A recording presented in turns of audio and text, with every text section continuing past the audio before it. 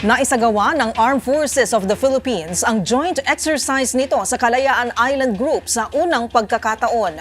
Ngunit sa kalagitnaan ng pagsasanay, natanaw umano ang People's Liberation Army Navy ng China na minamanmanan ang isinasagawang pagsasanay ng mga sundalong Pilipino.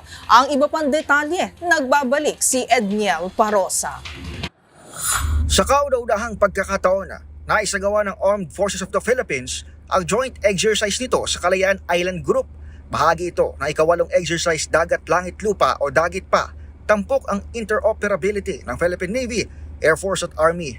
Ayon sa bagong promote na si Brigadier General Mikey Lohico, Executive Agent ng Ajax Dagit pa, kasama rin sa drill si AFP Chief of Staff General Romeo Bronner Jr. Pero maliban sa pangunguna ni Bronner, present din ng People's Liberation Army Navy ng China sa nasabing bahagi ng West Philippine Sea. Sa katunayan, sinado o minanmanan ulit ng China ang isinagawang pagsasanay ng mga sundalong Pilipino.